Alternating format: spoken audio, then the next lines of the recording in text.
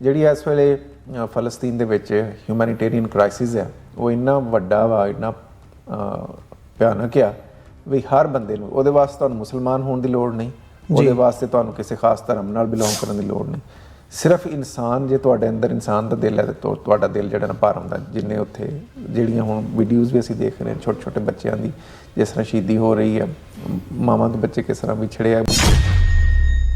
ਇਨਸਾਨ ਭਾਵੇਂ ਯਹੂਦੀ ਹੋਵੇ ਭਾਵੇਂ ਮੁਸਲਮਾਨ ਹੋਵੇ, ਹੈ ਤੇ ਇਨਸਾਨ। ਬਿਲਕੁਲ ਬਿਲਕੁਲ। ਸੋ ਅਸੀਂ ਕਿਸੇ ਤਰ੍ਹਾਂ ਦਾ ਜਿਹੜਾ ਵਾਇਲੈਂਸ ਹੈ ਉਹਨੂੰ ਕੰਡੋਨ ਨਹੀਂ ਕਰਦੇ। ਤੇ ਇਸਰਾਈਲ ਨੇ ਹਰ ਥਾਂ, ਗਜ਼ਾ ਸਟ੍ਰਿਪ 'ਚ ਵੀ ਤੇ ਵੈਸਟ ਬੈਂਕ 'ਚ ਵੀ, ਹਰ ਘਰ ਦੇ ਉੱਤੇ ਕੈਮਰਾ ਲਾਇਆ ਸਪਾਈ ਦੇ ਤੌਰ ਤੇ। ਜੇ ਤੁਸੀਂ ਆਪਣੇ ਬਾਥਰੂਮ 'ਚ ਵੀ ਜਾਂਦੇ ਹੋ, ਤੁਹਾਡੇ ਘਰ ਦੀ ਕੋਈ ਬੀਬੀ ਵੀ ਜਾਂਦੀ ਤਾਂ ਉਹ ਵੀ ਦੇਖਦੇ ਵੀ ਇਹ ਕੌਣ ਕਿੱਥੇ ਜਾ ਰਿਹਾ। ਸੋ ਜਿਹੜੇ ਫਲਸਤੀਨੀਅਨ ਨੇ, ਮੇਰਾ ਖਿਆਲ ਹੈ ਅੱਜ ਦੇ ਹਿਸਟਰੀ 'ਚ ਸਭ ਤੋਂ ਜ਼ਿਆਦਾ ਪਰਸੀਕਿਊਟਿਡ ਕਮਿਊਨਿਟੀ ਆ, ਜਿਹੜੇ ਇੱਕ ਓਪਨ ਜੇਲ੍ਹ 'ਚ ਰਹਿ ਰਹੇ ਨੇ ਕਿ ਉਹਨਾਂ ਦੇ ਚੁਫੇਰੇ ਵਾਲ ਹੈ ਤੇ ਵਾਲ ਦੇ ਵਿੱਚ ਉਹ ਕਨਫਾਈਨਡ ਨੇ ਔਰ ਉਹਨਾਂ ਦੇ ਉੱਤੇ ਕੈਮਰੇ ਲੱਗੇ ਨੇ। ਜੇ UN ਆਪਣੇ ਪੀਸ ਕੀਪਿੰਗ ਮਿਸ਼ਨ 'ਚ ਨਾਕਾਮ ਹੋ ਜਾਂਦੀ ਆ, ਔਰ ਜਿਸ ਤਰ੍ਹਾਂ UN ਦੇ ਉੱਤੇ ਇੱਕ ਬਹੁਤ ਵੱਡਾ ਕਾਲਾ ਧੱਬਾ ਪਹਿਲਾਂ ਤਾਂ ਲੱਗਾ ਕਿ ਬੋਸਨੀਆ ਹਰਜ਼ਗੋਵੀਨਾ ਦੇ ਵਿੱਚ UN ਦੀਆਂ ਫੌਜਾਂ ਉੱਥੇ ਬੈਠੀਆਂ ਸੀ ਤੇ ਮੁਸਲਮਾਨ ਦੀ ਜੈਨੋਸਾਈਡ ਹੋ ਗਈ ਸੀ। ਜੇ ਅੱਜ ਫਲਸਤੀਨੀਆਂ ਦੀ ਇਸੇ ਤਰ੍ਹਾਂ ਹੀ ਜੈਨੋਸਾਈਡ ਹੋ ਜਾਏ ਜਾਂ ਜਿਹੜੇ ਵਾਰ ਕ੍ਰਾਈਮ ਉਹਨਾਂ ਦੇ ਖਿਲਾਫ ਹੋ ਰਹੇ ਆ ਉਹ ਜਾਰੀ ਰਹਿੰਦੇ ਆ, ਤੇ UN ਦੀ ਕ੍ਰੈਡੀਬਿਲਿਟੀ ਕੀ ਰਹਿ ਜਾਏਗੀ? ਇਹ ਇਰਾਕ ਤੇ ਹਮਲਾ ਕੀਤਾ ਗਿਆ ਕਿਹਾ ਕਿ ਉੱਥੇ ਵੈਪਨ ਆਫ ਮੈਸ ਡਿਸਟਰਕਸ਼ਨ ਨੇ। UN ਨੇ ਇਰਾਕ ਤੇ ਹਮਲੇ ਦੀ ਇਜਾਜ਼ਤ ਨਹੀਂ ਸੀ ਦਿੱਤੀ। ਨੇਟੋ ਨੇ ਔਨ ਇਟਸ ਓਨ ਅਕੋਰਡ ਉੱਥੇ ਅਟੈਕ ਕੀਤਾ, ਪਰ ਉਹ ਵੈਪਨ ਆਫ ਮੈਸ ਡਿਸਟਰਕਸ਼ਨ ਕਦੇ ਨਹੀਂ ਮਿਲੇ। ਇਰਾਕ ਵਾਰ ਤੇ ਜਿਹੜੀ ਇਨਕੁਆਇਰੀ UK 'ਚ ਹੋਈ ਉਹ 'ਚ ਸਾਬਤ ਹੋ ਗਿਆ ਕਿ UK ਦੇ ਪ੍ਰਾਈਮ ਮਿਨਿਸਟਰ ਟੋਨੀ ਬਲੇਅਰ ਨੇ ਅਮਰੀਕਨ ਪ੍ਰੈਜ਼ੀਡੈਂਟ ਨੂੰ ਝੂਠ ਬੋਲ ਕੇ ਅਮਰੀਕਾ ਨੂੰ ਉੱਥੇ ਜੰਗ 'ਚ ਉਲਝਾਇਆ। ਅਮਰੀਕਾ ਕਿੱਥੇ ਕਿੱਥੇ ਜਾ ਕੇ ਕਿਹੜੇ ਕਿਹੜੇ ਦੇਸ਼ ਨੂੰ ਏਡ ਦੇ ਪੈਕੇਜ ਦੇਗਾ ਤੇ ਮਿਲਟਰੀ ਏਡ ਦੇਗਾ। ਇਹਦਾ ਸਭ ਤੋਂ ਵੱਡਾ ਫਾਇਦਾ ਜਿਹੜਾ ਉਹ ਇਸ ਵਕਤ ਰਸ਼ੀਆ ਔਰ ਚਾਈਨਾ ਉਠਾ ਰਹੇ ਨੇ। ਇਸਰਾਈਲੀਆਂ ਨੂੰ ਤੇ ਫਲਸਤੀਨੀਆਂ ਨੂੰ ਇਹ ਹੱਕ ਹੋਣਾ ਚਾਹੀਦਾ ਕੋਈ ਅਮਨ ਤੇ ਸ਼ਾਂਤੀ ਨਾਲ ਆਪਣੇ ਆਪਣੇ ਘਰਾਂ 'ਚ ਰਹਿਣ, ਜਿਹੜਾ ਕਿਸੇ ਲਈ ਵੀ ਮਾੜਾ ਨਹੀਂ ਹੈਗਾ ਜੀ। ਸੋ ਇਹ ਜੰਗਬੰਦੀ ਜਲਦ ਤੋਂ ਜਲਦ ਹੋਣੀ ਚਾਹੀਦੀ। ਜਿਹੜੀ ਮੈਂ ਗੱਲ ਕੀਤੀ ਕਿ UN ਦੀ ਆਪਣੀ ਕ੍ਰੈਡੀਬਿਲਿਟੀ ਐਟ ਸਟੇਕ ਹੈ ਔਰ ਸੈਕਟਰੀ ਜਨਰਲ ਇਸ ਗੱਲ ਨੂੰ ਸਮਝਣਾ ਹੈ।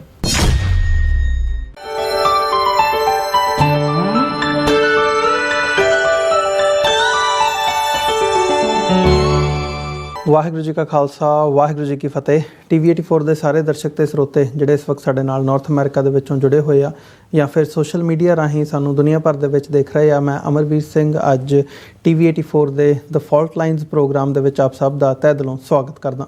ਵੀਰੋ, ਅੱਜ ਅਸੀਂ ਵਿਚਾਰ ਚਰਚਾ ਕਰਨ ਜਾ ਰਹੇ ਹਾਂ ਇੰਟਰਨੈਸ਼ਨਲ ਇਸ਼ੂਜ਼ ਦੇ ਉੱਤੇ। ਖਾਸ ਤੌਰ 'ਤੇ ਦੋ ਮੁੱਖ ਮੁੱਦੇ ਅੱਜ ਦੀ ਸਾਡੀ ਡਿਸਕਸ਼ਨ ਦਾ ਪਾਰਟ ਹੋਣਗੇ। ਇੱਕ ਤੇ ਜਿਹੜਾ ਇਜ਼ਰਾਈਲ ਤੇ ਪੈਲਸਟੀਨ ਦਾ ਇਸ਼ੂ ਚੱਲ ਰਿਹਾ, ਕਿਵੇਂ ਇਜ਼ਰਾਈਲ ਇੱਕ ਪਾਸਿਓਂ ਲੱਗ ਕੇ ਫਲਸਤੀਨੀਆਂ ਨੂੰ ਇੱਕ ਪਾਸੇ ਧੱਕਣ ਤੇ ਲੱਗਾ ਹੋਇਆ ਤਾਂ ਕਿ ਉਹਨਾਂ ਦੀ ਨੀਤੀ ਇਸ ਵਕਤ ਇਹ ਨਜ਼ਰ ਆ ਰਹੀ ਹੈ ਕਿ ਉਹਨਾਂ ਤੇ ਪੂਰਾ ਕਬਜ਼ਾ ਕਰ ਲੈਣ ਉਹਨਾਂ ਦੀ ਲੈਂਡ ਦੇ ਉੱਤੇ। ਇਹਦੇ ਵਿੱਚ ਅਮਰੀਕਾ ਦਾ ਰੋਲ ਜਾਂ ਖਾਸ ਤੌਰ ਤੇ ਯੂਨਾਈਟਿਡ ਨੇਸ਼ਨਸ ਦਾ ਰੋਲ ਕੀ ਬਣਦਾ ਆ। ਤੇ ਦੂਜਾ ਜਿਹੜਾ ਅਸੀਂ ਟਰਾਂਸਨੈਸ਼ਨਲ ਰਿਪਰੈਸ਼ਨ ਦੀ ਹੀਅਰਿੰਗ ਹੋਈ ਹੈ 2 ਦਿਨ ਪਹਿਲਾਂ US ਸੈਨੇਟ ਦੇ ਵਿੱਚ, ਸੈਨੇਟ ਦੀ ਜਿਹੜੀ ਕਮੇਟੀ ਹੈਗੀ ਹੈ ਉਹਨਾਂ ਦੇ ਵੱਲੋਂ ਹੀਅਰਿੰਗ ਕੀਤੀ ਗਈ ਹੈ। ਉਹਨਾਂ ਨੇ ਜਿਹੜੀਆਂ ਅਥੋਰੀਟੇਰੀਅਨ ਸਟੇਟਸ ਨੇ, ਚਾਈਨਾ, ਸਾਊਦੀ ਅਰਬ ਵਰਗੀਆਂ, ਜਿਨ੍ਹਾਂ ਵੱਲੋਂ ਰਸ਼ੀਆ ਤੋਂ ਜਿੱਥੋਂ ਟਰਾਂਸਨੈਸ਼ਨਲ ਰਿਪਰੈਸ਼ਨ ਦਾ ਇੱਕ ਵੱਡਾ ਪਾਰਟ ਫੇਸ ਕਰਦਾ ਆ ਅਮਰੀਕਾ, ਉਸ ਕਤਾਰ ਦੇ ਵਿੱਚ ਉਹਨਾਂ ਨੇ ਇੰਡੀਆ ਨੂੰ ਵੀ ਖੜਾ ਕਰ ਦਿੱਤਾ ਆ। ਗਿਵਨ ਦ ਜਿਹੜੀਆਂ ਰੀਸੈਂਟ ਡਿਵੈਲਪਮੈਂਟਸ ਹੋਈਆਂ ਨੇ ਉਹ ਸਾਰੀਆਂ ਸਾਡੇ ਸਾਹਮਣੇ ਨੇ, ਅਸੀਂ ਡੇਲੀ ਡਿਸਕਸ ਕਰਦੇ ਹਾਂ। ਸੋ ਅੱਜ ਸਾਡੇ ਨਾਲ ਇਸ ਟੌਪਿਕਸ ਦੇ ਉੱਤੇ ਗੱਲਬਾਤ ਕਰਨ ਦੇ ਲਈ ਡਾਕਟਰ ਇਕਤਦਾਰ ਕਰਾਮਤ ਚੀਮਾ ਇੱਥੇ ਪਹੁੰਚੇ ਆ ਸਟੂਡੀਓ ਦੇ ਵਿੱਚ। ਪਰਸਨਲੀ ਉਹਨਾਂ ਦੀ ਅੱਜ ਜਿਹੜੀ ਯੂਨਾਈਟਿਡ ਨੇਸ਼ਨਸ ਦੀ ਜੈਨੋਸਾਈਡ ਕਨਵੈਨਸ਼ਨ ਹੈ ਜਿਹੜੀ ਕਿ 1948 ਦੇ ਵਿੱਚ ਹੋਈ ਸੀ, ਉਹਦੀ ਵਰ੍ਹੇਗੰਢ ਦੇ ਮੌਕੇ ਦੇ ਉੱਤੇ ਯੂਨਾਈਟਿਡ ਨੇਸ਼ਨਸ ਦੇ ਵਿੱਚ ਅੱਜ ਇਹ ਪ੍ਰੋਗਰਾਮ ਅਟੈਂਡ ਕਰਨ ਦੇ ਲਈ ਆਏ ਸੀ। ਜਿਹੜਾ ਇਹਨਾਂ ਦੀ ਯੂਨਾਈਟਿਡ ਨੇਸ਼ਨਸ ਦਾ ਇਜਲਾਸ ਸੀਗਾ, ਅਸੈਂਬਲੀ ਸੀਗੀ, ਤੇ ਉਹਦੇ ਵਿੱਚ ਇੰਟਰਨੈਸ਼ਨਲੀ ਜਿਹੜੀਆਂ ਇਹ ਸਿਚੁਏਸ਼ਨਸ ਨੇ ਇਹਨਾਂ 'ਤੇ ਵੀ ਵਿਚਾਰ ਚਰਚਾ ਹੋਈ ਹੈ। ਸੋ ਆਓ ਉਹਨਾਂ ਨਾਲ ਮਿਲ ਕੇ ਅੱਜ ਦੀ ਇਸ ਗੱਲਬਾਤ ਦੀ ਸ਼ੁਰੂਆਤ ਕਰਦੇ ਹਾਂ। ਡਾਕਟਰ ਸਾਹਿਬ, ਤੁਹਾਡਾ ਸਵਾਗਤ ਹੈ ਜੀ।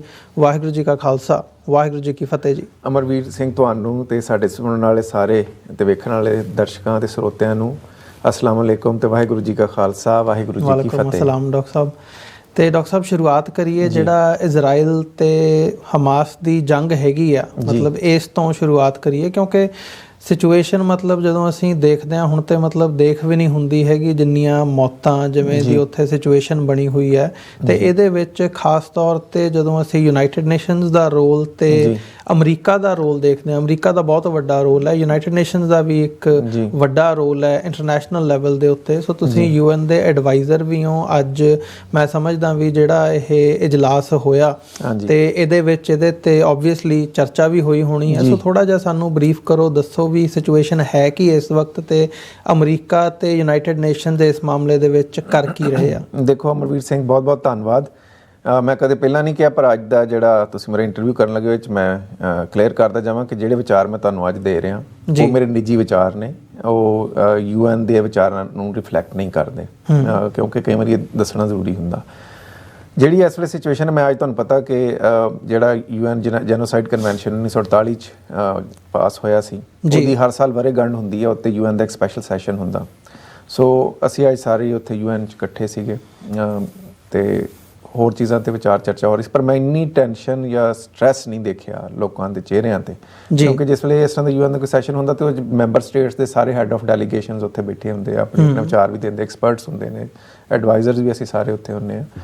ਸੋ ਬਹੁਤ ਸਟ੍ਰੈਸ ਸੀਗਾ ਲੋਕਾਂ ਦੇ ਚਿਹਰੇ ਤੇ, ਔਰ ਉੱਥੇ ਲੋਕਾਂ ਨੇ ਅੱਜ ਖੁੱਲ੍ਹ ਕੇ ਕਿਹਾ ਕਿ ਅਸੀਂ ਕਿਹੜੀ ਸ਼ਾਇਦ ਦੀ ਵਰ੍ਹੇਗੰਢ ਮਨਾ ਰਹੇ ਹਾਂ। ਅਸੀਂ ਵਿਕਟਮਸ ਆਫ ਜੈਨੋਸਾਈਡ, ਜਿਹੜੀਆਂ ਜੈਨੋਸਾਈਡ ਪਹਿਲਾਂ ਹੋਈਆਂ ਉਹਨਾਂ ਤੋਂ ਯਾਦ ਕਰ ਰਹੇ ਹਾਂ, ਪਰ ਜਿਹੜੀ ਅੱਜ ਜੈਨੋਸਾਈਡ ਜਾਰੀ ਆ ਫਲਸਤੀਨੀਆਂ ਦੀ ਜੀ, ਉਹਦੇ ਬਾਰੇ ਅਸੀਂ ਕੀ ਕਰ ਰਹੇ ਹਾਂ। ਔਰ ਕੁਛ ਇਨਕਲੂਡਿੰਗ ਮਾਈ ਸੈਲਫ, ਕੁਛ ਸਪੀਕਰ ਬੋਲਦੇ ਹੋਏ ਭਾਵਕ ਵੀ ਹੋ ਗਏ, ਕੁਛ ਬੰਦੇ ਰੋਣ ਦੀ ਹੱਦ ਤੱਕ ਵੀ ਗਏ। And these are the people ਜਿਹੜੇ ਡਿਪਲੋਮੈਟ ਨੇ, ਬਹੁਤ ਜਿਨ੍ਹਾਂ ਨੂੰ ਮੈਚੋਰ ਸਮਝਿਆ ਜਾਂਦਾ ਵੀ ਇਹਨਾਂ ਦਾ ਕਿਸੇ ਸ਼ਾਇਦ ਅਸਰ ਨਹੀਂ ਹੁੰਦਾ, ਪਰ ਜਿਹੜੀ ਇਸ ਵੇਲੇ ਫਲਸਤੀਨ ਦੇ ਵਿੱਚ ਹਿਊਮੈਨੀਟੇਰੀਅਨ ਕ੍ਰਾਈਸਿਸ ਹੈ ਉਹ ਇੰਨਾ ਵੱਡਾ ਵਾ, ਇੰਨਾ ਭਿਆਨਕ ਆ ਵੀ ਹਰ ਬੰਦੇ ਨੂੰ, ਉਹਦੇ ਵਾਸਤੇ ਤੁਹਾਨੂੰ ਮੁਸਲਮਾਨ ਹੋਣ ਦੀ ਲੋੜ ਨਹੀਂ, ਉਹਦੇ ਵਾਸਤੇ ਤੁਹਾਨੂੰ ਕਿਸੇ ਖਾਸ ਧਰਮ ਨਾਲ ਬਿਲੋਂਗ ਕਰਨ ਦੀ ਲੋੜ ਨਹੀਂ। ਸਿਰਫ ਇਨਸਾਨ, ਜੇ ਤੁਹਾਡੇ ਅੰਦਰ ਇਨਸਾਨ ਦਾ ਦਿਲ ਹੈ ਤੇ ਤੁਹਾਡਾ ਦਿਲ ਜਿਹੜਾ ਨਾ ਭਰ ਆਉਂਦਾ। ਜਿੰਨੇ ਉੱਥੇ ਜਿਹੜੀਆਂ ਹੁਣ ਵੀਡੀਓਜ਼ ਵੀ ਅਸੀਂ ਦੇਖ ਰਹੇ ਹਾਂ ਛੋਟੇ ਛੋਟੇ ਬੱਚਿਆਂ ਦੀ ਜਿਸ ਤਰ੍ਹਾਂ ਸ਼ਹੀਦੀ ਹੋ ਰਹੀ ਹੈ, ਮਾਵਾਂ ਤੋਂ ਬੱਚੇ ਕਿਸ ਤਰ੍ਹਾਂ ਵਿਛੜੇ ਆ, ਬੱਚਿਆਂ ਦੀ ਜਿਹੜੀ ਬਰਥ ਹੋ ਰਹੀ ਹੈ ਹੌਸਪੀਟਲਸ ਦੇ ਵਿੱਚ, ਪੇਰੈਂਟਸ ਹੈ ਨਹੀਂ ਔਰ ਬੱਚੇ ਜਿਹੜੇ ਉਸ ਤਰ੍ਹਾਂ ਪਏ ਆ। ਫਿਰ ਇੰਨੇ ਹਜ਼ਾਰ ਬੰਦਾ ਜਿਹੜਾ ਘਰੋਂ ਬੇਕਾਰ ਹੋ ਗਿਆ, ਲੱਖਾਂ ਦੇ ਹਿਸਾਬ ਨਾਲ, ਹਜ਼ਾਰਾਂ ਦੇ ਹਿਸਾਬ ਨਾਲ ਲੋਕ ਸ਼ਹੀਦ ਹੋ ਗਏ। ਸੋ ਬਹੁਤ ਟੈਨਸ਼ਨ ਸੀ ਇਸ ਸਾਰੇ ਸੈਸ਼ਨ 'ਚ। ਹੁਣ ਇਹਦੇ 'ਚ ਇਹ ਆ ਕਿ ਤੁਹਾਨੂੰ ਪਤਾ ਮੈਂ ਪਿਛਲੇ 2-3 ਦਿਨਾਂ ਤੋਂ ਇੱਥੇ ਹੀ ਸੀਗਾ ਨਿਊਯਾਰਕ 'ਚ ਜੀ। UN ਦਾ ਤੇ ਇਹ 'ਚ ਬੜਾ ਕਲੀਅਰ ਸਟਾਂਸ ਹੈ, ਔਰ UN ਦੇ ਸੈਕਟਰੀ ਜਨਰਲ ਅੰਤੋਨੀਓ ਗੁਤੇਰਸ ਨੂੰ ਖਾਸ ਤੌਰ ਤੇ ਹਮੇਸ਼ਾ ਇੱਕ ਬਹੁਤ ਹੀ ਦਲੇਰ, ਇਮਾਨਤਦਾਰ ਔਰ ਜੁਰਅਤ ਵਾਲੇ ਸੈਕਟਰੀ ਜਨਰਲ ਦੇ ਤੌਰ ਤੇ ਯਾਦ ਰੱਖਿਆ ਜਾਏਗਾ। ਉਹਨਾਂ ਦੀ ਅੱਗੇ ਆਉਣ ਵਾਲੇ ਸਮੇਂ 'ਚ ਐਕਸਟੈਂਸ਼ਨ ਦਾ ਵੀ ਮਸਲਾ ਜਿਹੜੀ ਮੈਂਬਰ ਸਟੇਟ ਦੀ ਮਰਜ਼ੀ ਨਾਲ ਹੋਣੀ। ਉਹਨਾਂ ਆਪਣਾ ਕੈਰੀਅਰ ਜਿਹੜਾ ਵਾ, ਮੈਂ ਸਮਝਦਾ ਵਾ UN ਇਨਸਾਈਡਰ ਹੋਣ ਦੇ ਨਾਤੇ ਦਾਅ 'ਤੇ ਲਾ ਦਿੱਤਾ ਵਾ। ਉਹਨਾਂ ਨੇ ਆਪਣੀ ਐਕਸਟੈਂਸ਼ਨ ਦੀ ਪਰਵਾਹ ਨਾ ਵੀ ਕਰਦੇ ਹੋਏ ਬਹੁਤ ਸਟਰੋਂਗ ਸਟੇਟਮੈਂਟਸ ਦਿੱਤੀਆਂ। ਕੱਲ੍ਹ ਉਹਨਾਂ ਨੇ ਇੱਕ ਬਹੁਤ ਵੱਡਾ ਕੰਮ ਕੀਤਾ ਜਿਹੜਾ UN ਦੀ ਹਿਸਟਰੀ 'ਚ ਸਿਰਫ ਦੂਸਰੀ ਵਾਰੀ ਹੋਇਆ ਕਿ ਉਹਨਾਂ ਨੇ ਆਰਟੀਕਲ 99 ਜਿਹੜਾ UN ਦਾ ਚਾਰਟਰ ਦਾ ਵਾ ਉਹ ਇਨਵੋਕ ਕੀਤਾ ਵਾ। ਉਹਦਾ ਮਤਲਬ ਇਹ ਆ ਕਿ ਉਹਨਾਂ ਨੇ ਸਿਕਿਉਰਿਟੀ ਕਾਊਂਸਲ ਨੂੰ, ਇਹ UN ਦੇ ਚਾਰਟਰ 'ਚ ਇੱਕ ਪ੍ਰੋਵੀਜ਼ਨ ਹੈ ਆਰਟੀਕਲ 99 ਦੀ ਕਿ ਅਗਰ ਸੈਕਟਰੀ ਜਨਰਲ ਫੀਲ ਕਰੇ ਕਿ ਸਿਕਿਉਰਿਟੀ ਕਾਊਂਸਲ ਕਿਸੇ ਮਾਮਲੇ ਨੂੰ ਠੀਕ ਤਰ੍ਹਾਂ ਡੀਲ ਨਹੀਂ ਕਰ ਰਹੀ ਔਰ ਉਹਦੀ ਵਜ੍ਹਾ ਤੋਂ ਦੁਨੀਆ ਦਾ ਅਮਨ ਬੁਰੀ ਤਰ੍ਹਾਂ ਖਤਰੇ 'ਚ ਪੈ ਸਕਦਾ, ਤੇ ਉਹ ਵਾਰਨਿੰਗ ਇਸ਼ੂ ਕਰ ਸਕਦਾ ਸਿਕਿਉਰਿਟੀ ਕਾਊਂਸਲ ਨੂੰ। ਸੋ UN ਸਿਕਿਉਰਿਟੀ ਕਾਊਂਸਲ, ਤੁਹਾਨੂੰ ਪਤਾ, ਬਾਰ-ਬਾਰ ਉਹ 'ਚ ਮੁਖਤਲਿਫ ਰੈਜ਼ੋਲੂਸ਼ਨ ਲਿਆਈਆਂ ਗਈਆਂ ਨੇ ਕਿ ਇੱਥੇ ਫੌਰੀ ਤੌਰ ਤੇ ਜੰਗਬੰਦੀ ਕੀਤੀ ਜਾਏ ਜੀ, ਜਿਹਨੂੰ ਅਮਰੀਕਾ ਹੀ ਵੀਟੋ ਕਰ ਦਿੰਦਾ।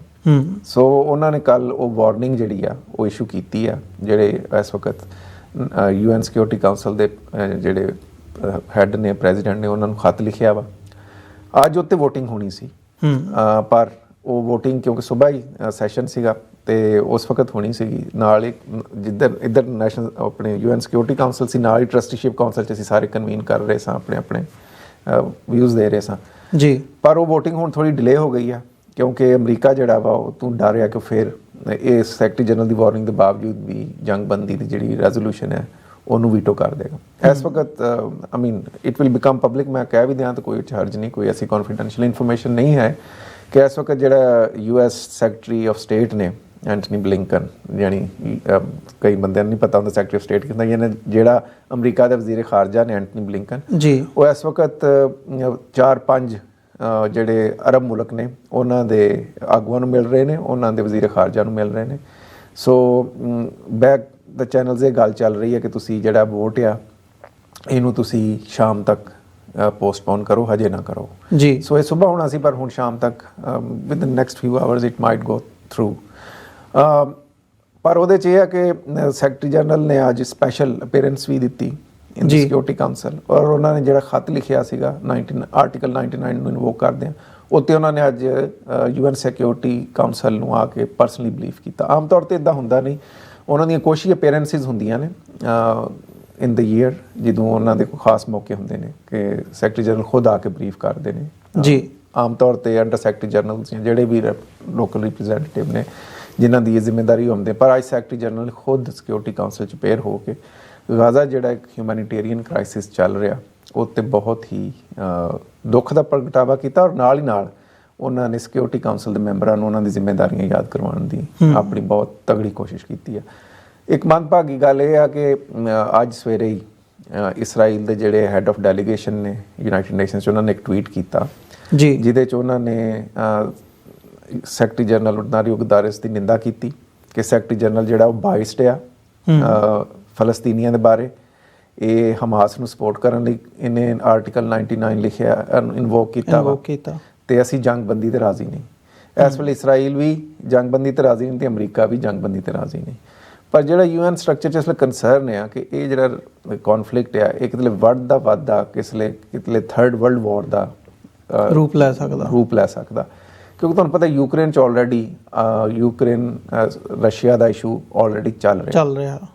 ਹੁਣ ਮਿਡਲ ਈਸਟ 'ਚ ਵੀ ਜੇ ਇਹ ਕੰਮ ਸ਼ੁਰੂ ਹੋ ਜਾਏ, ਉਹਦੇ 'ਚ ਕੋਈ ਸ਼ੱਕ ਨਹੀਂ ਕਿ ਮਿਡਲ ਈਸਟ ਦੀਆਂ ਜਿਹੜੀਆਂ ਮੁਸਲਮਾਨ ਰਿਆਸਤਾਂ ਨੇ ਉਹਦੇ ਜਿਹੜੇ ਹੁਕਮਰਾਨ ਨੇ ਉਹਨਾਂ ਨੇ ਇਸਰਾਈਲ ਨਾਲ ਆਪਣੇ ਸੰਬੰਧ ਵੀ ਬਣਾਏ ਆ, ਡਿਪਲੋਮੈਟਿਕ ਟਾਈਜ਼ ਵੀ ਆ, ਔਰ ਮੈਂ ਦੇਖ ਕੇ ਹੈਰਾਨ ਹੋਇਆ ਵਾਂ ਕਿ ਸਾਊਥ ਅਮਰੀਕਨ ਸਟੇਟਸ ਜਿਹੜੀਆਂ ਮੁਸਲਮਾਨ ਨਹੀਂ ਆ, ਉਹਨਾਂ ਨੇ ਇਸਰਾਈਲ ਤੋਂ ਆਪਣੇ ਐਂਬੈਸਡਰ ਵਾਪਸ ਬੁਲਾਏ ਨੇ ਜੀ, ਪਰ ਮੁਸਲਿਮ ਸਟੇਟਸ 'ਚ ਕਿਸੇ ਨੇ ਵੀ ਇੰਨੀ ਜ਼ਰੂਰਤ ਨਹੀਂ ਕੀਤੀ।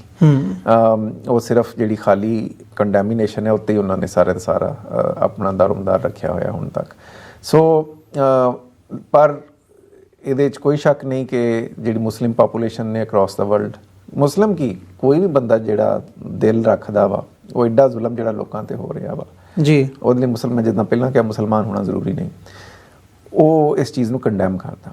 ਸੋ ਇਹ ਇਸ ਵਕਤ ਸਿਚੁਏਸ਼ਨ ਹੈ। ਸਾਨੂੰ ਆਸ ਇਹ ਹੀ ਆ ਕਿ ਐਂਟਰੀ ਬਲਿੰਕਨ ਕਿਉਂਕਿ ਮਿਲ ਰਹੇ ਨੇ ਅੱਜ ਬਹੁਤ ਸਾਰੇ ਅਰਬ ਦੇਸ਼ਾਂ ਦੇ ਆਗੂਆਂ ਨੂੰ ਐਜ਼ ਵੀ ਸਪੀਕ, ਜਦੋਂ ਅਸੀਂ ਇਹ ਅੱਜ ਦੀ ਦਿਹਾੜੀ ਜਦੋਂ ਰਿਕਾਰਡ ਕਰਦੇ ਹਾਂ ਇਸ ਵਕਤ ਮੀਟਿੰਗ ਕੁਛ ਹੋ ਚੁੱਕੀਆਂ ਨੇ, ਕੁਛ ਹੋ ਰਹੀਆਂ ਨੇ।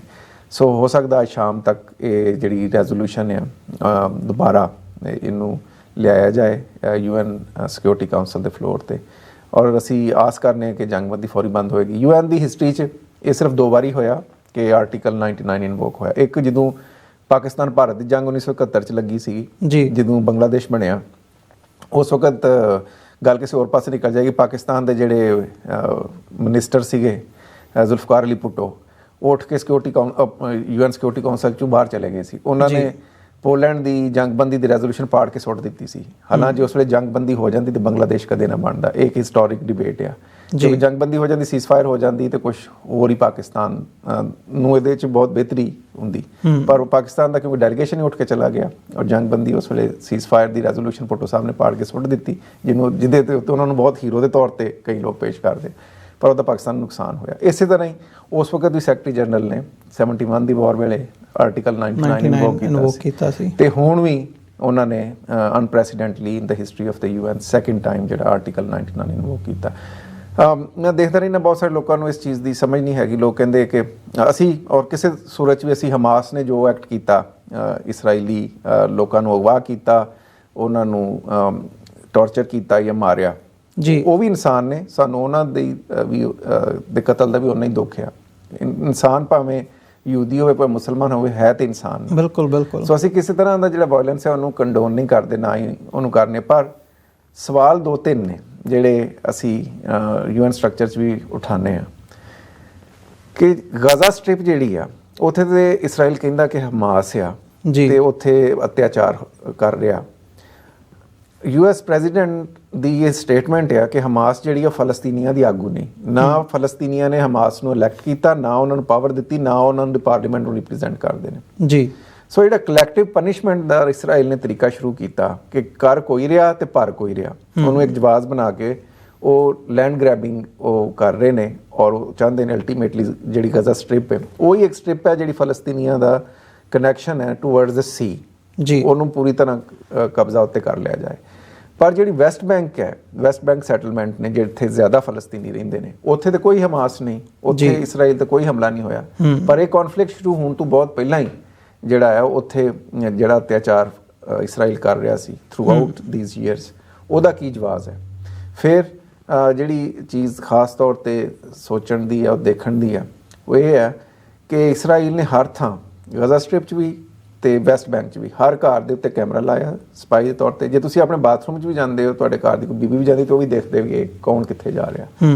ਸੋ ਜਿਹੜੇ ਫਲਸਤੀਨੀਅਨ ਨੇ, ਮੇਰਾ ਖਿਆਲ ਹੈ ਅੱਜ ਦੇ ਹਿਸਟਰੀ 'ਚ ਸਭ ਤੋਂ ਜ਼ਿਆਦਾ ਪਰਸੀਕਿਊਟਿਡ ਕਮਿਊਨਿਟੀ ਆ, ਜਿਹੜੇ ਇੱਕ ਓਪਨ ਜੇਲ੍ਹ 'ਚ ਰਹਿ ਰਹੇ ਨੇ ਕਿ ਉਹਨਾਂ ਦੇ ਚੁਫੇਰੇ ਵਾਲ ਹੈ ਤੇ ਵਾਲ ਦੇ ਵਿੱਚ ਉਹ ਕਨਫਾਈਨਡ ਨੇ ਔਰ ਉਹਨਾਂ ਦੇ ਉੱਤੇ ਕੈਮਰੇ ਲੱਗੇ ਨੇ।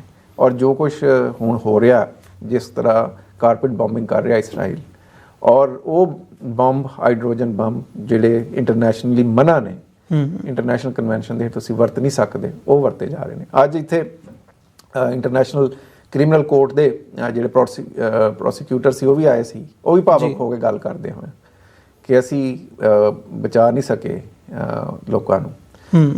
ਇੱਕ ਵਾਈਡਰ ਡਿਬੇਟ ਜਿਹੜੀ ਅਸੀਂ, ਕਿਉਂਕਿ ਜਿਸ ਵੇਲੇ UN ਦਾ ਸੈਸ਼ਨ ਹੁੰਦਾ ਉਹਦੇ 'ਚ ਅਸੀਂ ਜੋ ਕਹਿਣਾ ਹੁੰਦਾ ਉਹ ਬਹੁਤ ਸੋਚ ਸਮਝ ਕੇ ਬੋਲਦੇ, ਸਾਰੇ ਲੋਕ ਹੀ ਬੋਲਦੇ ਨੇ ਕਿਉਂਕਿ ਉੱਥੇ ਤੁਹਾਡੇ ਉੱਤੇ ਇੱਕ ਰਿਸਪੌਂਸਿਬਿਲਿਟੀ ਹੁੰਦੀ। ਪਰ ਸਾਈਡਲਾਈਨ ਤੇ ਸਾਡੇ ਸਾਰੇ ਜਿਹੜੇ ਜਿੰਨੇ ਐਡਵਾਈਜ਼ਰ ਨੇ ਜਾਂ ਹੈਡ ਆਫ ਡੈਲੀਗੇਸ਼ਨ, ਉਹਨਾਂ ਦੀ ਵੈਸੇ ਡਿਸਕਸ਼ਨ ਹੁੰਦੀ ਹੈ।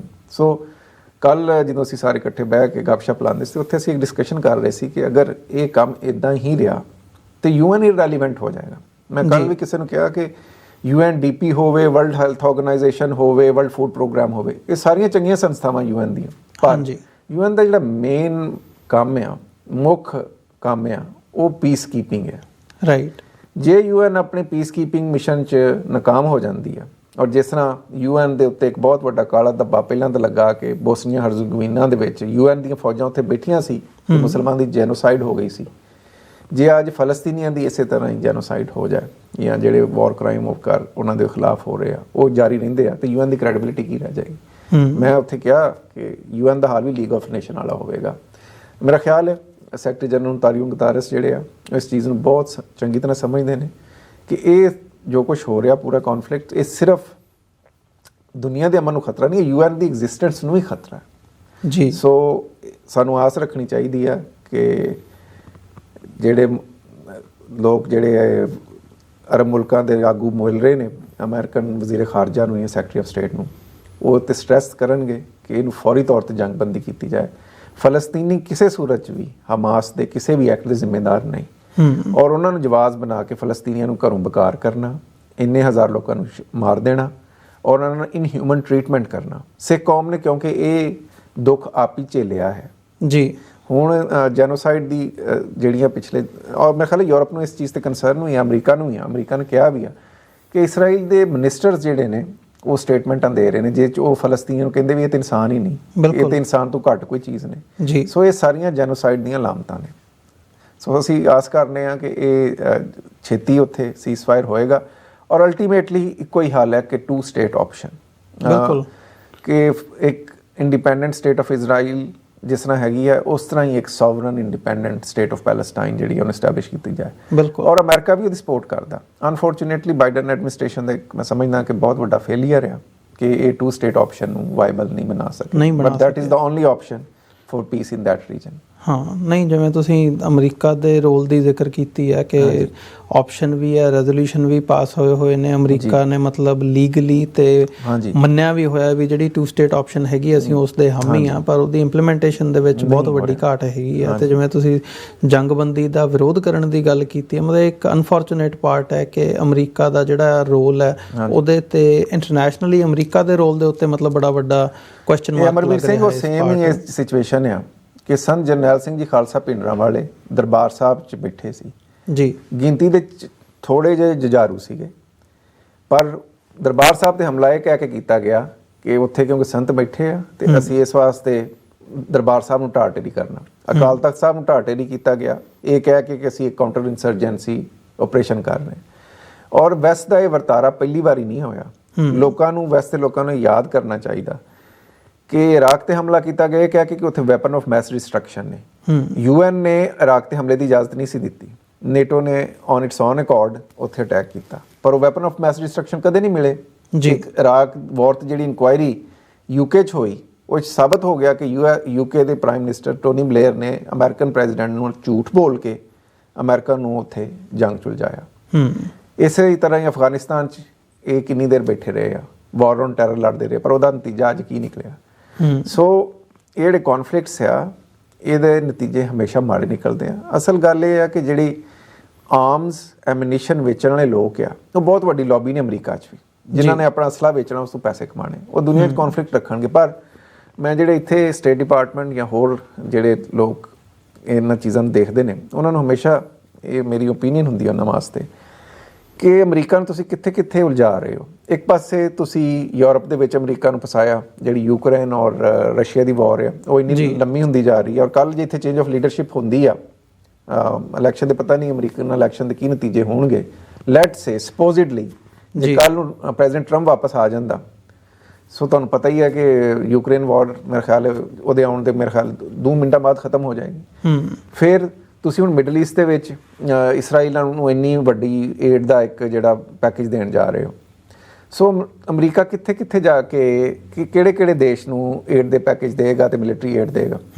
ਇਹਦਾ ਸਭ ਤੋਂ ਵੱਡਾ ਫਾਇਦਾ ਜਿਹੜਾ ਉਹ ਇਸ ਵਕਤ ਰਸ਼ੀਆ ਔਰ ਚਾਈਨਾ ਉਠਾ ਰਹੇ ਨੇ, ਕਿਉਂਕਿ ਜਿੰਦਾ ਮਿਡਲ ਈਸਟ ਕ੍ਰਾਈਸਿਸ ਸ਼ੁਰੂ ਹੋਇਆ, ਯੂਕਰੇਨ ਵਾਲੇ ਵੀ ਇਹੀ ਰੋ ਰਹੇ ਨੇ ਕਿ ਯੂਕਰੇਨ ਤੋਂ ਤਵੱਜੋ ਦੁਨੀਆ ਦੀ ਹਟ ਕੇ ਹੁਣ ਮਿਡਲ ਈਸਟ ਵਾਲੇ ਪਾਸੇ ਲੱਗ ਗਈ ਆ, ਜਿਹਦੀ ਵਜ੍ਹਾ ਤੋਂ ਅਸੀਂ ਜੰਗ ਹਾਰ ਰਹੇ ਹਾਂ।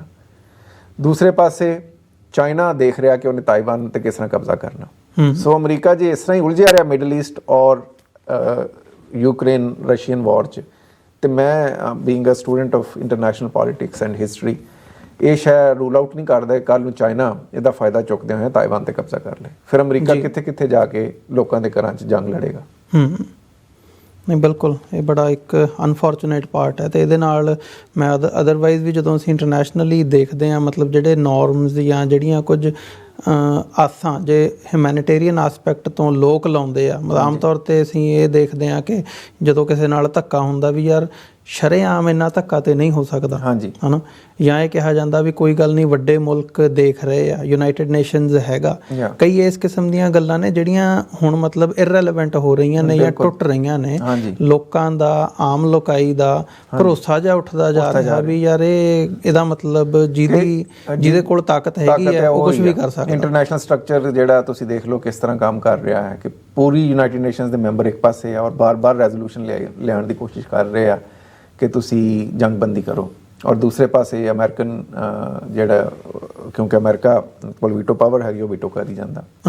ਪਰ ਹੁਣ ਕੋਸ਼ਿਸ਼ ਮੇਰਾ ਖਿਆਲ ਹੈ ਆਰਟੀਕਲ 99 ਇਨਵੋਕ ਹੋਣ ਦੇ ਬਾਅਦ ਕੋਸ਼ਿਸ਼ ਇਹ ਹੀ ਆ ਕਿ ਉਸ ਰੈਜ਼ੋਲੂਸ਼ਨ 'ਚ ਥੋੜ੍ਹੀ ਜਿਹੀ ਗੱਲਬਾਤ ਤਾਂ ਚੱਲੀ ਆ, ਬਹੁਤ ਸਾਰੀਆਂ ਚੀਜ਼ਾਂ ਮੈਂ ਪਬਲਿਕਲੀ ਨਹੀਂ ਕਹਿ ਸਕਦਾ, ਪਰ ਕੋਸ਼ਿਸ਼ ਕੀਤੀ ਜਾ ਰਹੀ ਹੈ ਕਿ ਉਹ ਰੈਜ਼ੋਲੂਸ਼ਨ ਨੂੰ ਥੋੜ੍ਹਾ ਅਮੈਂਡ ਕਰ ਲਿਆ ਜਾਏ। ਇੱਕ ਉਹ 'ਚ ਅਮਰੀਕਾ ਦਾ ਇਹ ਕੰਸਰਨ ਸੀ ਕਿ ਉਹ 'ਚ ਹਮਾਸ ਨੂੰ ਕੰਡੈਮ ਨਹੀਂ ਕੀਤਾ ਜਾ ਰਿਹਾ ਉਸ ਰੈਜ਼ੋਲੂਸ਼ਨ 'ਚ, ਉੱਤੇ ਅਗਰੀਮੈਂਟ ਹੋ ਗਿਆ ਕਿ ਚਲੋ ਹਮਾਸ ਨੂੰ ਵੀ ਕੰਡੈਮ ਕਰੋ ਕਿ ਉਹ ਜੋ ਕਰ ਰਹੇ ਉਹ ਵੀ ਗਲਤ ਕਰ ਰਹੇ। ਫਿਰ ਦੂਸਰਾ ਕੰਸਰਨ ਇਹ ਸੀ ਕਿ ਸਿਰਫ ਫਲਸਤੀਨੀਆਂ ਨੂੰ ਹੀ ਅਮਨ 'ਚ ਰਹਿਣ ਦੀ ਗੱਲ ਉਸ ਰੈਜ਼ੋਲੂਸ਼ਨ 'ਚ ਹੈਗੀ ਆ। ਸੋ ਹੁਣ ਇਹ ਵੀ ਚੀਜ਼ ਉਹਦੇ ਸ਼ਾਮਲ ਕੀਤੀ ਜਾ ਰਹੀ ਹੈ ਵੀ ਦੋਵਾਂ ਪਾਸਿਆਂ ਨੂੰ, ਇਸਰਾਈਲੀਆਂ ਨੂੰ ਤੇ ਫਲਸਤੀਨੀਆਂ ਨੂੰ ਇਹ ਹੱਕ ਹੋਣਾ ਚਾਹੀਦਾ ਕਿ ਅਮਨ ਤੇ ਸ਼ਾਂਤੀ ਨਾਲ ਆਪਣੇ ਆਪਣੇ ਘਰਾਂ 'ਚ ਰਹਿਣ, ਜਿਹੜਾ ਕਿਸੇ ਲਈ ਵੀ ਮਾੜਾ ਨਹੀਂ ਹੈਗਾ ਜੀ। ਸੋ ਇਹ ਜੰਗਬੰਦੀ ਜਲਦ ਤੋਂ ਜਲਦ ਹੋਣੀ ਚਾਹੀਦੀ। ਜਿਹੜੀ ਮੈਂ ਗੱਲ ਕੀਤੀ ਕਿ UN ਦੀ ਆਪਣੀ ਕ੍ਰੈਡੀਬਿਲਿਟੀ ਐਟ ਸਟੇਕ ਹੈ ਔਰ ਸੈਕਟਰੀ ਜਨਰਲ ਇਸ ਗੱਲ ਨੂੰ ਸਮਝਦਾ ਹੈ। ਬਿਲਕੁਲ। ਚਲੋ ਡਾਕਟਰ ਸਾਹਿਬ, ਅਸੀਂ ਵੀ ਇਹੀ ਉਮੀਦ ਕਰਦੇ ਹਾਂ ਕਿ ਆਉਣ ਵਾਲੇ ਸਮੇਂ 'ਚ ਜਿਹੜੀ ਸੀਜ਼ ਫਾਇਰ ਹੈ ਉਹ ਛੇਤੀ ਤੋਂ ਛੇਤੀ ਹੋਣ ਦੇ ਵਿੱਚ। ਤੇ ਗੱਲ ਹੁਣ ਅਸੀਂ ਕਰੀਏ ਦੂਜੇ ਟੌਪਿਕ ਦੇ ਰਿਗਾਰਡਿੰਗ ਜਿਹੜੀ ਟਰਾਂਸਨੈਸ਼ਨਲ ਰਿਪਰੈਸ਼ਨ, ਜਿਹਦੇ ਵਿੱਚ ਹੁਣ ਭਾਰਤ ਨੂੰ ਵੀ ਅਮਰੀਕਾ ਨੇ ਸ਼ਾਮਲ ਕਰ ਦਿੱਤਾ ਆ ਬਾਕੀ ਮੁਲਕਾਂ ਦੀ ਸੂਚੀ ਦੇ ਵਿੱਚ, ਜਿਨ੍ਹਾਂ ਦਾ ਜ਼ਿਕਰ ਅਸੀਂ ਆਮ ਤੌਰ 'ਤੇ ਕਰਦੇ ਹਾਂ। ਸੋ ਤੁਸੀਂ ਜੈਨੋਸਾਈਡ ਕਨਵੈਨਸ਼ਨ ਦੇ ਨਾਲ ਰਿਲੇਟ ਕਰਦੇ ਹਾਂ, ਯੂਨਾਈਟਿਡ ਨੇਸ਼ਨਸ ਦੇ ਐਡਵਾਈਜ਼ਰ ਹੁੰਦੇ ਆ, ਕਿਵੇਂ ਦੇਖ ਰਹੇ ਹੋ ਸਾਰੀ ਸਿਚੁਏਸ਼ਨ ਜਿਵੇਂ ਭਾਰਤ ਡੀਲ ਕਰ ਰਿਹਾ?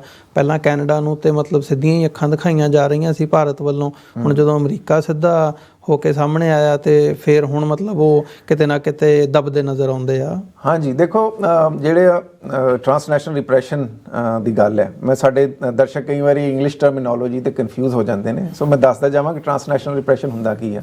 ਟਰਾਂਸਨੈਸ਼ਨਲ ਰਿਪਰੈਸ਼ਨ ਇਹ ਆ ਜਦੋਂ ਇੱਕ ਦੇਸ਼ ਆਪਣੇ ਵਸਾਇਲ ਵਰਤ ਕੇ ਕਿਸੇ ਦੂਸਰੇ ਦੇਸ਼ 'ਚ ਕੋਈ ਇਹੋ ਜਿਹੀ ਕਾਰਵਾਈ ਕਰਾਏ ਜਿਹਦੇ 'ਚ ਉਸ ਦੀ ਪਾਲਿਸੀ ਨੂੰ ਅਫੈਕਟ ਕਰਨ ਦੀ ਕੋਸ਼ਿਸ਼ ਕਰੇ ਜੀ ਜਾਂ ਉੱਥੇ ਲੋਕਾਂ ਨੂੰ ਨਿਸ਼ਾਨਾ ਬਣਾਏ, ਕਿਸੇ ਦਾ ਕਤਲ ਕਰਵਾਏ ਜਾਂ ਕਿਸੇ ਨੂੰ ਦੱਬਣ ਦੀ ਕੋਸ਼ਿਸ਼ ਕਰੇ। ਸੋ ਉਹਨੂੰ ਕਹਿੰਦੇ ਟਰਾਂਸਨੈਸ਼ਨਲ ਰਿਪਰੈਸ਼ਨ।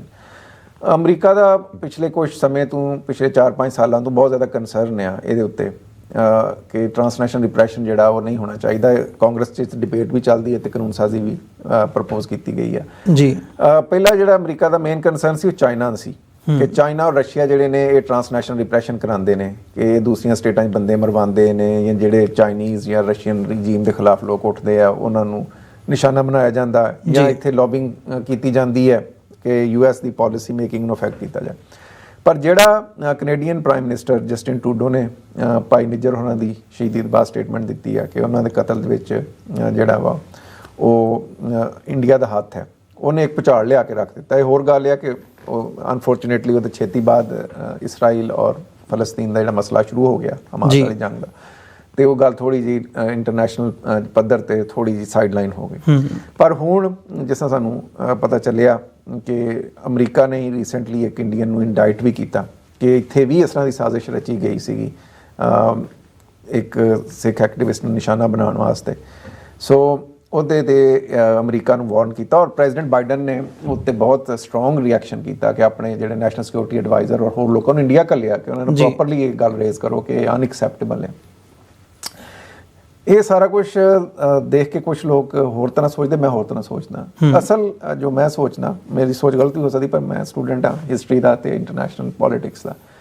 ਅਮਰਵੀਰ ਸਿੰਘ ਜੀ, ਹੋਇਆ ਇਹ ਹੈ ਕਿ ਜਿਹੜਾ ਵੈਸਟ ਹੈ ਉਹਦਾ ਇੰਡੀਆ ਬਾਰੇ ਆਪਣਾ ਨਜ਼ਰੀਆ ਔਰ ਇੰਡੀਆ ਦੇ ਪ੍ਰਤੀ ਉਹਨਾਂ ਦੇ ਖਿਆਲ ਔਰ ਸਪੋਰਟ ਦਾ ਜਿਹੜਾ ਪੈਰਾਡਾਈਮ ਹੈ ਬਦਲ ਗਿਆ।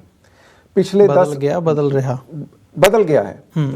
ਬਦਲ ਜਾਣ ਦੇ ਹੀ ਇਹ ਨਤੀਜੇ ਨੇ ਕਿਉਂਕਿ ਇੰਡੀਆ ਜਿਉਂ ਦੀ ਮੋਦੀ ਸਰਕਾਰ ਆਈ ਹੈ ਨੀਅਰ ਅ ਡੈਕੇਡ ਹੋਣ ਵਾਲਾ ਵਾ, ਉਹਦੇ 'ਚ ਇੰਡੀਆ ਨੇ ਵਰਸਟ ਹਿਊਮਨ ਰਾਈਟਸ ਵਾਇਓਲੇਸ਼ਨ ਕੀਤੀਆਂ ਵਾ, ਕਸ਼ਮੀਰੀਆਂ ਤੇ ਜ਼ੁਲਮ ਢਾਇਆ ਵਾ। ਫਿਰ ਤੁਸੀਂ ਦੇਖੋ ਕਿ CAA ਵਰਗੇ ਐਕਟਸ ਲਿਆਂਦੇ, ਸਾਰਾ ਕੁਝ ਹੋਇਆ। ਇੰਡੀਆ ਪਿਛਲੇ 5 ਸਾਲਾਂ ਤੋਂ ਕੰਟਰੀ ਆਫ ਪਾਰਟੀਕੂਲਰ ਕੰਸਰਨ ਹੈ for religious freedom. Guru Granth Sahib ji ਦੀ ਬੇਅਦਬੀਆਂ ਹੋਈਆਂ। ਇਹ ਸਾਰੇ ਇਸ਼ੂ ਪਹਿਲਾਂ ਤੋਂ ਮੌਜੂਦ ਸੀਗੇ ਪਰ ਵੈਸਟ ਉਹਨੂੰ ਹੌਲੀ ਹੌਲੀ ਸਾਫ਼ ਕਰਦਾ ਗਿਆ, ਉੱਤੇ ਅੱਖਾਂ ਦੂਸਰੇ ਪਾਸੇ ਕਰਦਾ ਰਿਹਾ। ਹੁਣ ਇਹ ਆ ਕਿ ਵੈਸਟ ਨੂੰ ਇੰਡੀਆ ਨੂੰ ਬਲੈਂਕ ਚੈੱਕ ਦਿੱਤਾ ਫॉर 2 ਡੈਕੇਡਸ। 2 ਦਹਾਕੇ ਇੰਡੀਆ ਨੂੰ ਉਹਨਾਂ ਬਲੈਂਕ ਚੈੱਕ ਦਿੱਤਾ ਕਿ ਅਸੀਂ ਇੰਡੀਆ ਨੂੰ ਖੜੇ ਕਰਨਾ ਸਟਰੋਂਗ ਇਕਨੋਮੀ ਦੇ ਤੌਰ ਤੇ, ਸਟਰੋਂਗ ਨੇਸ਼ਨ ਦੇ ਤੌਰ ਤੇ।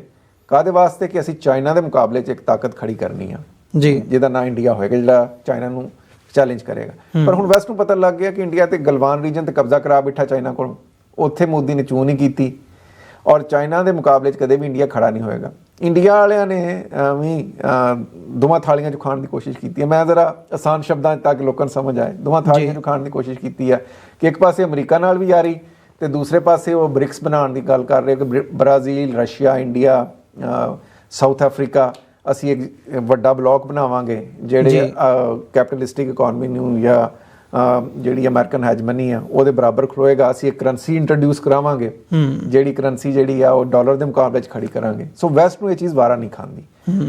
ਮੇਰਾ ਇੱਕ ਓਨੈਸਟ ਓਪੀਨੀਅਨ ਹੈ। ਸੋ ਉਹਦੇ ਕਿਉਂਕਿ ਇੱਥੇ ਆਲਰੇਡੀ ਸਿੱਖਾਂ 'ਚ ਬਹੁਤ ਜ਼ਿਆਦਾ ਐਕਟਿਵਿਜ਼ਮ ਸੀਗਾ ਔਰ ਸਿੱਖਾਂ ਨੇ ਆਪਣੀ ਆਜ਼ਾਦੀ ਦਾ ਝੰਡਾ ਚੁੱਕ ਕੇ ਰੱਖਿਆ ਜੀ। ਲੋਕ ਕਹਿੰਦੇ ਸੀ ਵੀ ਕੋਈ ਫਰਕ ਨਹੀਂ ਪੈਣਾ, ਹੁਣ ਫਰਕ ਪੈ ਰਿਹਾ ਨਾ। ਹਰ ਪਾਸੇ ਸਾਡੇ ਕੌਮੀ ਕਾਰ ਖਾਲਿਸਤਾਨ ਦੀ ਗੱਲ ਵੀ ਹੋ ਰਹੀ ਹੈ, ਸਿੱਖਾਂ ਦੇ ਉੱਤੇ ਜਿਹੜਾ ਟਰਾਂਸਨੈਸ਼ਨਲ ਰਿਪਰੈਸ਼ਨ ਹੋ ਰਿਹਾ ਉਹਦੀ ਵੀ ਗੱਲ ਹੋ ਰਹੀ ਹੈ। ਸੋ ਵੈਸਟ ਨੂੰ ਇਹ ਪਹਿਲਾਂ ਵੀ ਇੱਦਾਂ ਹੀ ਕੀਤਾ।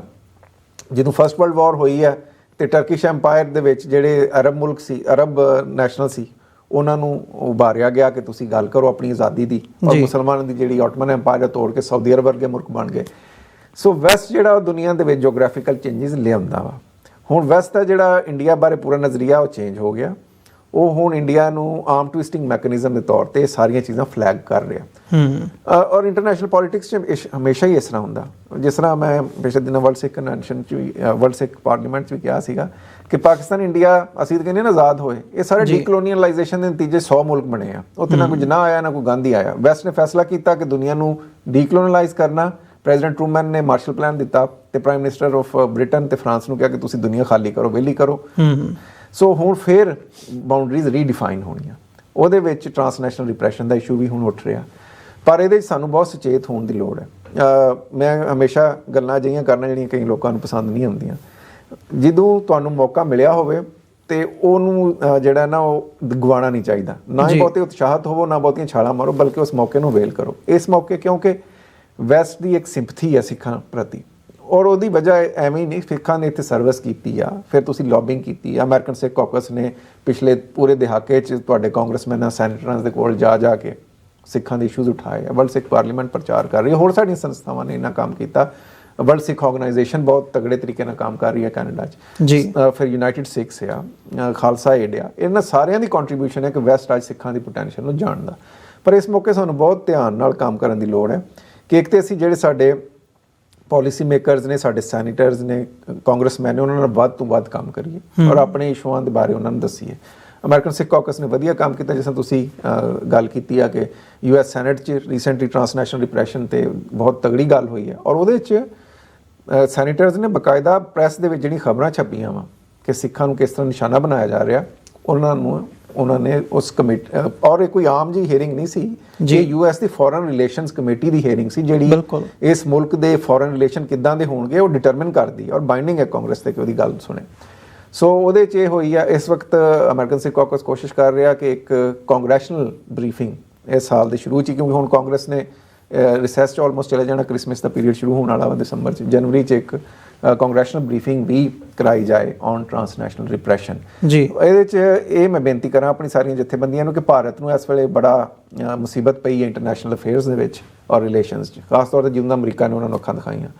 ਪਰ ਤੁਸੀਂ ਹੁਣ ਇੱਕ ਕੰਮ ਬਹੁਤ ਧਿਆਨ ਨਾਲ ਕਰੋ, ਇੱਕ ਪੈਰ ਫੂਕ ਕੇ ਰੱਖੋ, ਇੱਕ ਸਟੇਟਮੈਂਟ ਸੋਚ ਸਮਝ ਕੇ ਦਿਓ, ਕਿਉਂਕਿ ਇੰਡੀਆ ਦਾ ਪੁਰਾਣਾ ਇੱਕ ਤਰੀਕਾ ਆ ਕਿ ਜਦੋਂ ਉਹਨਾਂ ਨੂੰ ਕਿਸੇ ਪਾਸਿਓਂ ਇੰਟਰਨੈਸ਼ਨਲੀ ਤੌਰ 'ਤੇ ਉਹਨਾਂ ਦੀ ਨਿਖੇਧੀ ਕੀਤੀ ਜਾਂਦੀ ਹੈ ਤੇ ਜਿਸ ਬੰਦੇ ਦੀ ਵਜ੍ਹਾ ਤੋਂ ਜਾਂ ਜਿਸ ਆਰਗੇਨਾਈਜੇਸ਼ਨ ਜਾਂ ਕੌਮ ਦੀ ਵਜ੍ਹਾ ਤੋਂ ਕੀਤੀ ਜਾਂਦੀ ਆ, ਉਹ 'ਤੇ ਕੋਈ ਕਲੰਕ ਦਾ ਟਿੱਕਾ ਲਾਉਣ ਦੀ ਜ਼ਰੂਰਤ ਉਹ ਕੋਸ਼ਿਸ਼ ਕਰਦੇ ਆ। ਜਿਸ ਤਰ੍ਹਾਂ ਉਹਨਾਂ ਨੇ ਕੈਨੇਡਾ 'ਚ ਕਨਿਸ਼ਕਾ ਦਾ ਇੱਕ ਝੂਠਾ ਜਿਹਾ ਵਾਕਿਆ ਕਰਾ ਕੇ ਤਿਆਰਾ, ਉਹ ਸਾਰਾ ਉਹਨਾਂ ਦਾ ਆਪਣਾ ਕੰਮ ਸੀ, ਉਹਨਾਂ ਨੇ ਸਿੱਖਾਂ ਦੇ ਖਾਤੇ 'ਚ ਪਾ ਦਿੱਤਾ ਜੀ ਕਿ ਇਹਨਾਂ ਨੇ ਜਿਹੜਾ ਉਹ ਪਲੇਨ ਬੋਮਿੰਗ ਕੀਤੀ ਆ, ਔਰ ਉਹਦਾ ਹੁਣ ਤੱਕ ਜਿਹੜੇ ਆ ਸਿੱਖ ਭੁਗਤ ਰਹੇ ਆ ਨਤੀਜੇ ਉਹਦੇ। ਫਿਰ ਤੁਸੀਂ ਦੇਖੋ ਕਿ ਜਿਹੜੇ ਅੱਜ ਕੱਲ੍ਹ ਅਸੀਂ ਇੱਦਾਂ ਦੀਆਂ ਸਟੇਟਮੈਂਟਾਂ ਇੱਥੋਂ ਦੇਖਦੇ ਹਾਂ ਕਿ ਏਅਰ ਇੰਡੀਆ ਦੀ ਤੁਸੀਂ ਬਾਈਕਾਟ ਕਰੋ, ਫਲਾਣ ਕਰੋ, ਇੱਦਾਂ ਦੀਆਂ ਸਟੇਟਮੈਂਟਾਂ ਤੋਂ ਸਾਨੂੰ ਬਚਣਾ ਚਾਹੀਦਾ, ਕਿਉਂਕਿ ਕੱਲ੍ਹ ਨੂੰ ਇੰਡੀਆ ਕੋਈ ਨਾ ਕੋਈ ਹੁਣ ਇੱਦਾਂ ਦਾ ਕੰਮ ਕਰਾ ਸਕਦਾ ਜਿਹਦੇ ਨਾਲ ਸਿੱਖਾਂ ਦੀ ਸਾਰੀ ਖਲੋਤੀ ਹੋਈ ਮੂਵਮੈਂਟ, ਸਿੱਖਾਂ ਦਾ ਸਾਰੇ ਦੇ ਸਾਰਾ ਜਿਹੜਾ ਇਸ ਵੇਲੇ ਚੜ੍ਹਦੀ ਕਲਾ, ਉਹ ਇੱਕਦਮ ਡਾਊਨਗ੍ਰੇਡ ਹੋ ਜਾਏ। ਸੋ ਸਿੱਖਾਂ ਨੇ ਅਨਫੋਰਚੂਨੇਟਲੀ ਅਗਰ ਸਿੱਖ ਹਿਸਟਰੀ ਪੜ੍ਹੋ ਤੇ ਬਹੁਤ ਸਾਰੇ ਸਮੇਂ ਆਏ ਜਿਹਦੇ ਸਿੱਖ ਬਹੁਤ ਜ਼ਿਆਦਾ ਐਡਵਾਂਟੇਜੀਅਸ ਸਨ। ਪਾਰਟੀਸ਼ਨ ਵੇਲੇ ਵੀ ਐਡਵਾਂਟੇਜੀਅਸ ਸਨ ਕਿ ਉਹ ਕਾਂਗਰਸ ਕੋਲੋਂ ਜੋ ਮੰਗਦੇ ਉੱਥੋਂ ਲੱਭ ਜਾਂਦਾ, ਮੁਸਲਿਮ ਲੀਗ ਕੋਲੋਂ ਮੰਗਦੇ ਤਾਂ ਵੀ ਮਿਲ ਜਾਂਦਾ, ਪਰ ਉਸ ਵੇਲੇ ਵੀ ਅਸੀਂ ਪੋਲੀਟੀਕਲ ਕਰੈਕਟ ਸਟੇਟਮੈਂਟਾਂ ਵੀ ਨਹੀਂ ਦਿੱਤੀਆਂ। ਅਸੀਂ ਉਦੋਂ ਵੀ ਜਿਹੜਾ ਸੀ ਉਹ ਜਿਹੜਾ ਨਾ ਉਹ ਕੱਟਣ ਵੱਢਣ ਵਾਲੇ ਪਾਸੇ ਦੁਨੀਆ ਟੁਰ ਪਈ ਸੀਗੀ।